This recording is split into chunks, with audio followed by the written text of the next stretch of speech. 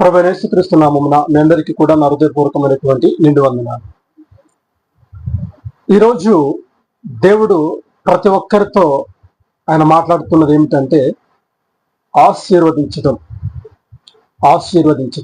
అంటే దేవుడు తన ఆశీర్వాదాన్ని ఇవ్వాలని ఆయన సంకల్పించి ఉండగా అటు ఆశీర్వాదాన్ని పొందుకొనుటకు మనము తగిన వారముగా ఉన్నామా లేదా అనేది ఈరోజు దేవుని యొక్క వర్తమానం. అయితే మనం ఒక మాట చదువుకుందామండి. అంటే దేవుడు బైబిల్ లేఖనాలలో ఆశీర్వదించినటువంటి వారిలో ఒక వ్యక్తిని గురించి మనం మొదట చదువుకుందాం, ఆ తర్వాత లేఖనంలోనికి వెళ్దాం. చూడండి, ఆదికాండము 12వ అధ్యాయము 1-2 వచనాలు కనుక మనం చూసినట్లయితే అక్కడ ఒక మాట రాయబడి ఉంటుంది. దేవుడు అంటున్నాడు, యెహోవా అంటున్నాడు, నీవు లేచి నీ దేశము నుండి, నీ బంధువుల యొద్ద నుండి, నీ తండ్రి ఇంటి యొద్ద నుండి బయలుదేరి నేను నీకు చూపించు దేశమునకు వెళ్ళుము. నిన్ను గొప్ప జనముగా చేసి నిన్ను ఆశీర్వదించి నీ నామమును గొప్ప చేయుదును, నీవు ఆశీర్వాదముగా నుండువు. దేవునికి మహిమ కలుగునుగా. చూడండి, దేవుడిక్కడ ఒక వ్యక్తితో దేవుడి మాట చెప్తా ఉన్నాడు. నీవు నీ దేశము నుండి, నీ ఇంటి వారి వద్ద నుండి, నీ తల్లిదండ్రుల వద్ద నుండి, నీ కుటుంబం వద్ద నుండి, నీ ప్రాంతం వద్ద నుండి, నీకున్న సంవత్సరంతో కూడా ఏం చేయాలో విడిచిపెట్టేసి ఇదిగో నేను చూపించే దేశంలో నీ వెళ్ళు. అక్కడ నేను నిన్ను ఆశీర్వదిస్తాను, నిన్ను గొప్ప జనాంగముగా చేస్తాను, నీవు ఆశీర్వదించబడిన వ్యక్తిగా నీవు ఉంటావు అని దేవుడు ఒక వ్యక్తితో చెప్తా ఉన్నాడు. దేవుడు ఎవరితో మాట చెప్తా ఉన్నాడు అంటే అబ్రహాము గారితో దేవుడి మాట చెప్తా ఉన్నాడు.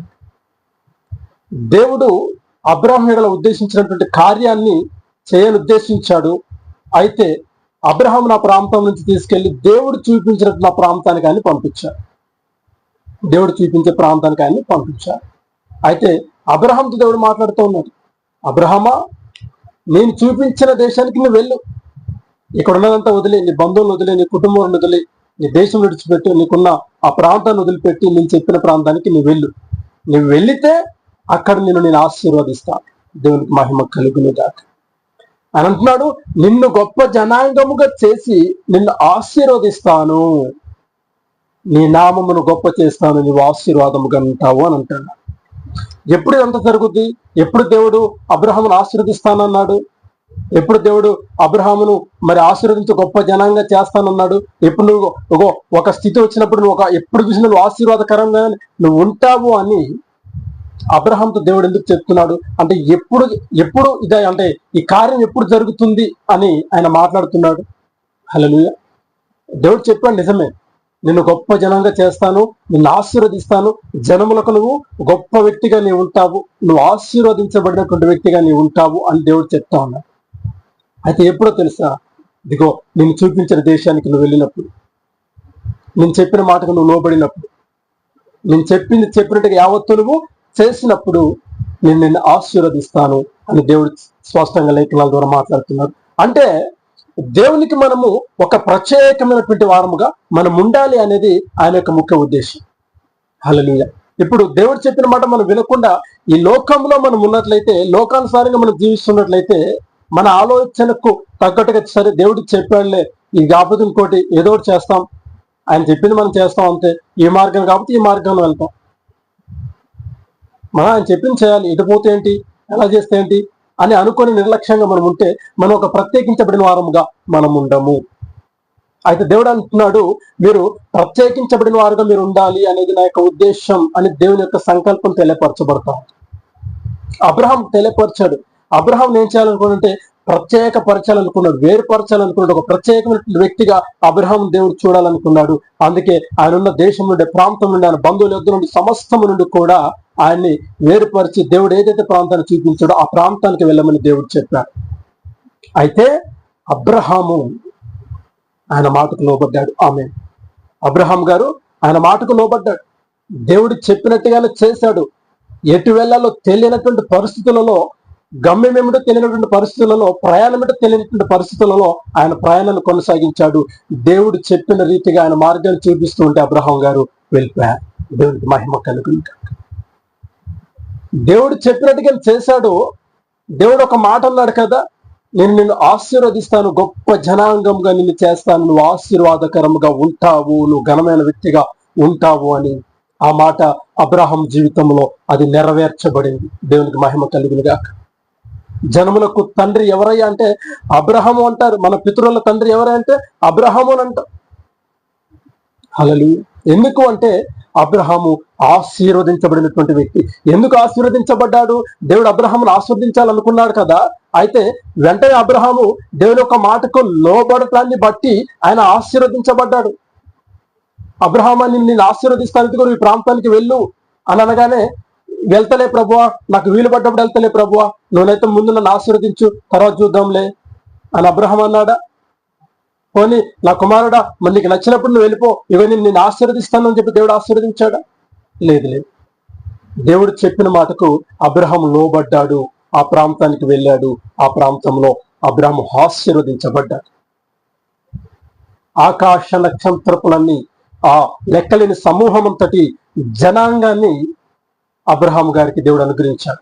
హల్లెలూయా. దేవునికి మహిమ కలుగునుగా. అంటే ఒక ప్రత్యేకపరచబడినటువంటి వ్యక్తిగా అబ్రహాము ఉన్నాడు కనుకే ఈనాడు ఆ కార్యాన్ని, ఆనాడు ఆ కార్యం జరిగింది. ఈనాడు మనం ఆ కార్యం గురించి మనం మాట్లాడుకుంటూ ఉన్నాం. అంటే ఒక ప్రత్యేకమైనటువంటి వ్యక్తిగా నీవు ఉండాలి. దేవుడు నీతో ఏం చెప్తాడో అది నువ్వు చేయగలిగే వ్యక్తిగా నీవు ఉండాలి. దేవుడు నీతో ఏదైతే చెప్తాడో అది అట్టి కార్యాన్ని నువ్వు చేయగలిగే వ్యక్తిగా నీవు ఉండాలి. దేవుని మాటకు లోబడే వ్యక్తిగా నీవు ఉండాలి. దేవుని మాటకు విధేయత చూపే వ్యక్తిగా నీవు ఉండాలి. అలా నీవు ఉన్నప్పుడు దేవుడు నిన్ను తప్పక ఆశీర్వదిస్తా. దేవునికి మహిమ కలుగునుగా. చూడండి, దేవుడు ఒక కార్యం విషయమై యోనా గారిని ఏర్పరచుకున్నాడు. ఒక కార్యం విషయమై దేవుడు యోనా గారిని ఏర్పరచుకున్నాడు. యోనా పుస్తకంలో రాయబడి ఉంటుంది. దేవుడు అంటాడు, అయా యోనా అబ్బాయ్, నినేవా పట్టణ ప్రజల యొక్క దోషము నాకు బహు ఘోరముగా ఉన్నది. నీవు ఆ ప్రాంతానికి వెళ్ళి, ఆ నినేవా పట్టణానికి వెళ్ళి, ఆ ప్రాంతానికి వెళ్ళి, ఆ మహాపట్టణానికి వెళ్ళి, ఈ పట్టణములకు దుర్గతి రాబోతుందని వారికి ప్రకటించే అబ్బాయి అని చెప్తే, మరి యోనా గారు ఏం చేశారు? దేవుడు చెప్పిన మాటకు విధేయత చూపకుండా, దేవుడు చెప్పిన మాటకు లోబడకుండా అని ఏమనుకున్నాడంటే, ఇదంతా ఏం చేస్తాం ఏంటి, ఈ పట్టణం మీదకి మహా ఉగ్రత రాబోతుంది, ఈ నినేవా పట్టణ ప్రజలందరూ మీకు దుర్గతి కలగబోతా ఉంది, మరి దేవుడు మీ పైన ఉగ్రత చూపించబోతా ఉన్నాడు, మరి మీరు ఉంటారో పోతారో తెలియదు అని నేను అక్కడికి వెళ్ళి చెప్తే ఆ జనంగా నన్ను బ్రతకనిస్తారా అని చెప్పి మరి ఆయన ఏం ఆలోచించాడో ఏంటో, కానీ ఆయన ఏమనుకున్నాడంటే, లేదు నేను ఆ ప్రాంతానికి పోను, దేవుడు చెప్పిన పనికి నేను అర్హుడని కాను, నేను వెళ్ళలేను, నేను చేయలేను అని ఏమనుకున్నాడో ఏంటో. దేవుడు చెప్పిన నినేవే ప్రాంతానికి కాకుండా ఆయన ఒక ప్రాంతానికి వెళ్ళి ఓడ ఎక్కి తర్షీషు అనే పట్టణానికి పారిపోవాలని నిశ్చయించుకుని ఓడ ఎక్కాడు. దేవుడు చెప్పినది ఒక పాటి, దేవుడు అంటే దేవుడు చూపించిన మార్గం ఒకటి, వెళ్ళవలసిన ప్రాంతం ఒకటి. అయితే ఈయన పూర్తిగా వ్యతిరేకంగా దేవుడు చెప్పిన ప్రాంతానికి కాకుండా మరొక ప్రాంతానికి వెళ్ళాలని ఆయనకు సొంతంగా ఒక మార్గాన్ని ఎంచుకొని ఒక ఓడ వెళ్ళి ఆ ప్రాంతంలోకి వెళ్ళిపోవాలని చెప్పి ఓడ ఎక్కాడు. మరి ఏమైంది? దేవునికి మహిమ కలుగునుగా. ఏమైందండి? ఓడ అల్లకల్లోలం అయిపోయింది, సముద్రంలో ఉప్పెన చెలరేగింది, భయభ్రాంతులకు గురైపోయారు. అప్పుడు కానీ ఆయనకు అర్థం కాలేదు, ఈ స్థితి నినేవే పట్టణస్తులకు రావాల్సినటువంటి దుర్గతి నాకు వచ్చిందేమో, అయ్యో నా వల్ల ఈ ఓడలో ఉన్నటువంటి ప్రజలందరూ కూడా నశించిపోతారేమో అని ఆలోచించాడు. అయ్యా, దీనికి అంతటికి కారణం నేనే, దేవుని యొక్క మాటకు విధేయత చూపినటువంటి పాపాత్ముడను నేనే, నన్ను తీసి సముద్రంలో పడివేయండి, మీరు శాంతంగా ఉంటారు, సుఖంగా ఉంటారు. దేవునికి మహిమ కలుగునుగా. యోనా గారిని తీసి ఏం చేశారు? సముద్రంలో పడవేశారు. దేవుడు ఒక చేపకు ఆజ్ఞాపించగా చేప తను తీసుకుంది, ఒక 3 దినాలు అందులోనే ఉన్నాడు. చూడండి, దేవుడు చెప్పినట్లుగా చేసి ఉంటే ఈ గందరగోళం జరిగి ఉండేదా? దేవుడు ఏం చెప్పాడు? నేను ఒక అధికారిగా వెళ్ళమంటున్నాడు, ఆ ప్రాంతానికి వెళ్ళు, నువ్వు నా సాధనంగా వెళ్ళు, నా పాత్రగాను వాడికెళ్ళు, నా మాటగాను వాడికెళ్ళు, నేను చెప్పిన మాట నువ్వు అక్కడ చెప్పమన్నాడు. అంతే. వెళ్ళి ప్రజలారా, ఇదిగో దేవుడు మీకు ఒక మాట చెప్పమన్నాడు, రోషం కలిగిన నా దేవుడు మీకు ఒక మాట చెప్పమన్నాడు, ఇదిగో మీ పాపము మహాభయంకరమైన దోషంగా దేవుని దృష్టికి అంచబడింది, మీ మీదకి ఒక మహా దుర్గతి రాబోతుంది అని చెప్పి దేవుడు చెప్పిన మాట రోషంగా ప్రకటించాల్సినటువంటి వ్యక్తి పారిపోయాడు. దానికి ప్రతిఫలం ఆయన అనుభవించాడు. చూడండి, అబ్రహాం ఆనాడు మాట విన్నాడు, ఆశీర్వదించబడ్డాడు. ప్రియులారా, ఈ లేఖనం మీకు అర్థమవుతుందని నేను మనస్ఫూర్తిగా అనుకుంటున్నాను. ఎందుకో తెలుసా? ఈ మాటలు దేవుడు స్పష్టంగా తెలియపరుస్తూ ఉన్నాడు. దేవుని మాట కనుక నువ్వు లోబడితే నువ్వు ఆశీర్వదించబడిన వ్యక్తిగా ఉంటావు. దేవుడు నిన్ను ఆశీర్వదించాలనుకుంటున్నాడు, కానీ నువ్వు ఆశీర్వాదానికి పాత్రుడు కాలేకపోతావు. నీ సొంత ఆలోచనలు కావచ్చు, నీ లోకానుసారమైన క్రియలు కావచ్చు, నీకు ఇతరితరం లేదైనా కావచ్చు. అయితే దేవుని మాటకు విధేయత చూపే వ్యక్తిగానే ఉంటావు. ఆనాడు అబ్రహాంకు దేవుడు చెప్పాడు, ఇగో నువ్వు ఇలా వెళ్ళు, ఇగో నీకు ఇలా నేను ఇలా చేస్తానన్నాడు. ఆయన వెళ్ళాడు, ఆశీర్వదించబడ్డాడు. దేవుడు నీతో కూడా స్పష్టంగా మాట్లాడుతున్నాడు, వాక్యం ద్వారా స్పష్టంగా మాట్లాడుతున్నాడు. ఎలా జీవించాలో దేవుడు తెలియపరుస్తూ ఉన్నాడు. ఎలా ఉంటే నేను ఆశీర్వదిస్తానని దేవుడు అంటున్నాడు. ఆ మాటలన్నీ కూడా నీకు తెలుసు. దేవుని యొక్క వాక్యాన్ని మనం నడుచుకున్నట్లయితే, దేవుని యొక్క మాటలకు విధేయత చూపిన వారంగా మనం ఉన్నట్లయితే మన పట్ల దేవుడు ఖచ్చితంగా కార్యం చేస్తాడు. కార్యం చేయడు అనడానికి అస్సలు ఆస్కారమే లేదు. ఎందుకంటే ఆయన మాటలు అవి నిరర్ధకములు కానేరు. ఆయన అవునంటే అవును, కాదంటే కాదు. దేవుడు చెప్పాడు అంటే అది ఖచ్చితంగా జరిగి నెరవేర్చబడుతుంది.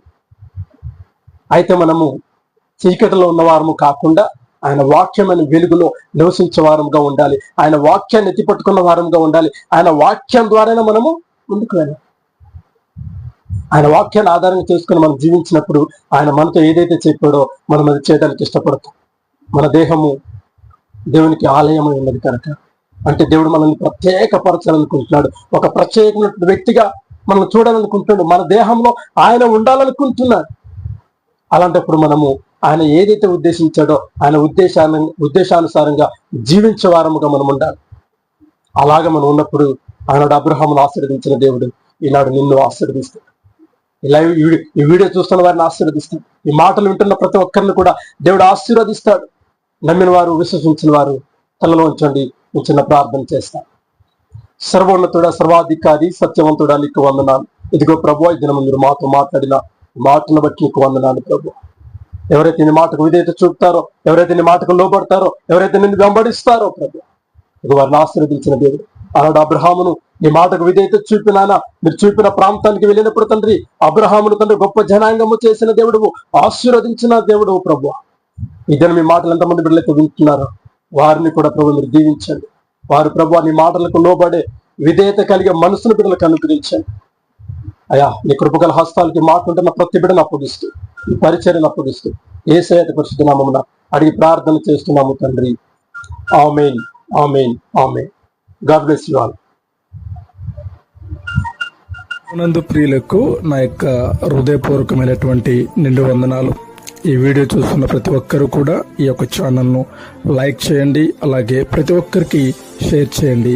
తర్వాత ఈ ఛానల్ను తప్పకుండా సబ్స్క్రైబ్ చేసుకోండి. దేవుడు మీకు తోడై ఉండును గాక. God bless you all.